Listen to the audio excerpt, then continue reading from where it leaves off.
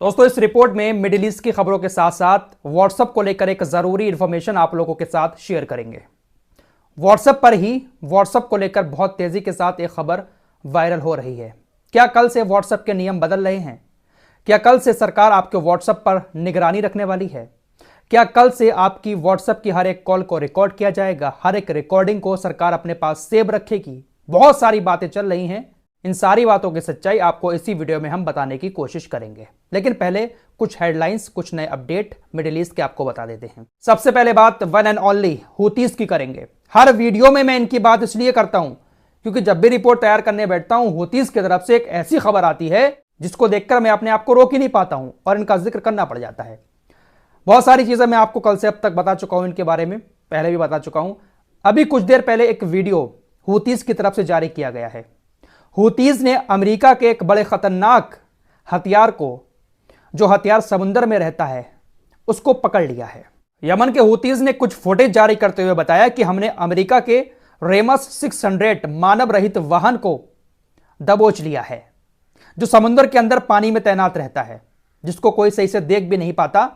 उस वाहन को, रेमस 600 को हूतीज ने अपने कब्जे में कर लिया और बाकायदा हूतीज उसको पकड़कर अपने साथ हाथों से लेकर आ रहे हैं। दोस्तों, अमेरिका का यह रेमस 600 मानव रहित वाहन जो है ना, इसकी तलाश में ईरान बहुत टाइम से है। ईरान के जो एक्सपर्ट हैं वो इस पर निगरानी रखते हैं, लेकिन हूतीज ने अमेरिका के इस रेमस 600 वाहन को पानी के अंदर ढूंढ निकाला और अपने हाथों से खींच कर ये लोग यमन के तट पर लेकर आ गए। तो इससे ज्यादा बहादुरी वाला काम और क्या हो सकता है। हूतीज अमेरिका को लाल सागर के अंदर काफी तगड़ी टक्कर दे रहे हैं। बड़ी खबर सीरिया से आ रही है। मैं आपको लगातार इस बात की भी जानकारी दे रहा हूं कि रूस सीरिया के अंदर, मिडिल ईस्ट के अंदर अपनी पकड़ मजबूत कर रहा है। परसों ही आपको बताया था कि सीरिया के अंदर जो गोलान हाइट्स है, जहां पर इजरायली सेना ने कब्जा कर रखा है, यहूदियों ने अपनी बस्ती बना रखी है। सीरिया के अंदर इजराइल के अड्डों से थोड़ी ही दूरी पर रूस ने अपने सैन्य ठिकाने बनाना शुरू कर दिए हैं। रूस का एयर डिफेंस सिस्टम भी सीरिया के अंदर तैनात रहता है। इजराइल ने आज 10 बमों को टारगेट करके सीरिया की तरफ दागा। साथ ही साथ 3 क्रूज मिसाइलें भी सीरिया की तरफ छोड़ी, जिनको रूस के एयर डिफेंस सिस्टम में रास्ते में ही मार गिराया। सिर्फ आयरन डोम ही एक बहुत बड़ी चिड़िया नहीं है जो फुस हो चुकी है। पूरी दुनिया में एयर डिफेंस सिस्टम का अगर जिक्र आता था तो इजराइल के आयरन डोम का नाम सबसे पहले लिया जाता था, बिकाऊ और दलाल मीडिया के द्वारा। लेकिन उस आयरन डोम नाम की चिड़िया की कैसी हवा निकली है, कैसे पर कतरे गए हैं हमास के हमले के बाद।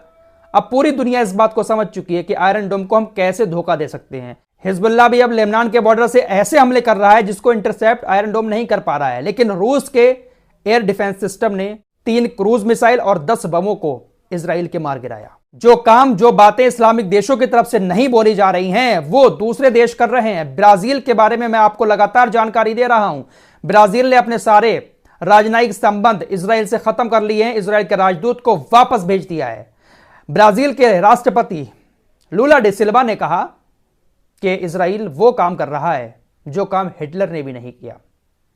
हिटलर ने जिस तरह से नरसंहार इजराइलियों का किया था, उससे बड़ा नरसंहार इजराइल गाजा के लोगों के साथ कर रहा है। इनके इस बयान को लेकर इजराइल को बहुत ज्यादा मिर्ची भी लगी थी। फिलहाल कोलंबिया ने ब्राजील के राष्ट्रपति लूला डे सिल्वा के इस बयान का समर्थन किया है और कहा है कि हम भी इस बात से सहमत है कि हां, इजराइल हिटलर से भी बड़ा नरसंहार गाजा के अंदर कर रहा है। उधर इजराइल ने अभी भी गाजा पर अपने हमलों को बंद नहीं किया है। इजराइल की सेना रोजाना हवाई हमले कर रही है और सैकड़ों लोगों की जान जा रही है। पिछले 24 घंटे की बात करें तो इजराइल ने गाजा पर 11 हमले किए हैं और इन 11 हमलों में 118 लोगों की जान चली गई है, 168 लोग घायल हैं। जो लोग घायल हैं वो मलबे के नीचे दबे हुए हैं। जिन लोगों की मौत हुई है उनके शव सड़कों पर पड़े हुए हैं, मलबे के नीचे दबे हुए हैं। परिवार वाले, रेस्क्यू टीम उनको उठाने के लिए उनके पास जा रही है, तो इजरायली सेना उन शवों तक उनको नहीं पहुंचने दे रही है। इजराइल की आतंकी सेना ने हमले करके एक तो आम लोगों की जान ले ली, उसके बाद उनके अपनों को उन तक पहुंचने भी नहीं दे रही है। तो इससे बड़ा युद्ध अपराध और क्या हो सकता है। सब कुछ खुली आंखों से दुनिया के सामने दिख रहा है, लेकिन कोई भी एक्शन लेने वाला नहीं है। दुनिया अंधी हो चुकी है और यह अंधापन सिर्फ और सिर्फ मुसलमानों से नफरत के चलते हुए हुआ है। यूनाइटेड नेशंस की एजेंसी UNRWA, इसके बारे में थोड़ी सी बात इजराइल की तरफ से कही गई, जिसका अभी तक कोई सबूत भी नहीं दिखाया गया है और अंधी दुनिया ने UNRWA की फंडिंग रोक दी, क्योंकि यह संस्था मुसलमानों का पेट भर रही थी, फिलिस्तीनियों को खाना पानी खिला रही थी। इजरायलियों को, यहूदियों को यह बर्दाश्त नहीं हुआ और अंधी दुनिया ने, मुसलमानों से नफरत करने वाली दुनिया ने अपनी फंडिंग को रोक दिया।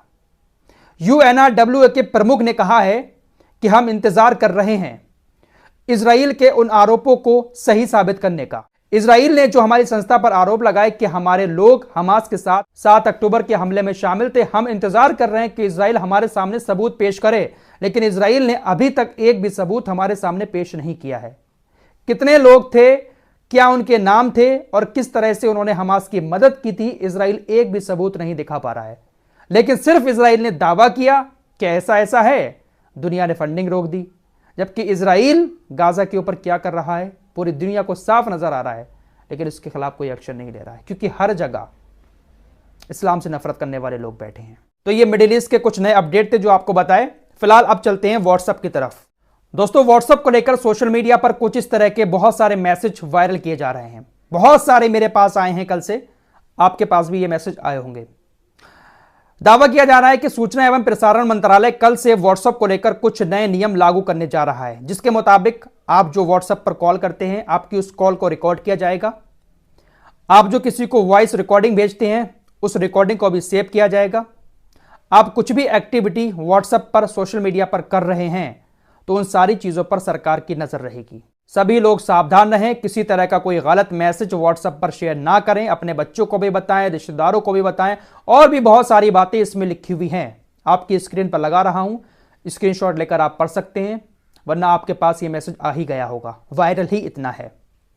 क्या वाकई में ऐसा होने वाला है? क्या वाकई में सूचना एवं प्रसारण मंत्रालय ने कुछ नए कानून व्हाट्सएप को लेकर बनाए हैं? इसका जवाब है नहीं। दरअसल सूचना एवं प्रसारण मंत्रालय ने व्हाट्सएप के साथ मिलकर किसी तरह का कोई भी नया नियम लागू करने का ऐलान नहीं किया है। ये जो आपकी स्क्रीन पर मैसेज दिखाई दे रहा है, ये मैसेज अब से वायरल नहीं हो रहा है, बल्कि पिछले 3 साल से इस मैसेज को बहुत तेजी के साथ वायरल किया जा रहा है। सूचना एवं प्रसारण मंत्रालय का जो PIB फैक्ट चेक है, उसने 2022 में ही इस मैसेज का फैक्ट चेक करके सारी जानकारी दे दी थी। 29 जून 2022 को सेम इसी मैसेज का fact check PIB fact check की तरफ से किया गया था, जिसमें इस दावे को पूरी तरह से फर्जी पाया गया। PIB फैक्ट चेक की तरफ से यह भी जानकारी दी गई कि हमने व्हाट्सएप से भी इस बारे में बातचीत की, व्हाट्सएप ने भी इस तरह के दावों को फर्जी बताया। फिलहाल व्हाट्सएप के नए नियम कानूनों को लेकर यह जो मैसेज वायरल हो रहा है, यह पूरी तरह से फर्जी है। ये जो दावा किया जा रहा है कि सूचना एवं प्रसारण मंत्रालय ने कुछ नए नियम कानून व्हाट्सएप को लेकर लागू किए हैं, यह मैसेज अब का नहीं है, बल्कि पिछले 3 साल से इस मैसेज को वायरल किया जा रहा है, और 3 साल पहले ही PIB फैक्ट चेक इसको फर्जी साबित कर चुका है। व्हाट्सएप ने भी जानकारी दी थी इस मैसेज के बारे में कि ऐसा कोई भी नियम कानून हम व्हाट्सएप को लेकर लागू नहीं कर रहे हैं। फिलहाल इस रिपोर्ट में इतना ही। मिलते हैं कुछ और नई खबरों के साथ, तब तक के लिए अपना ख्याल रखिए। अल्लाह हाफिज।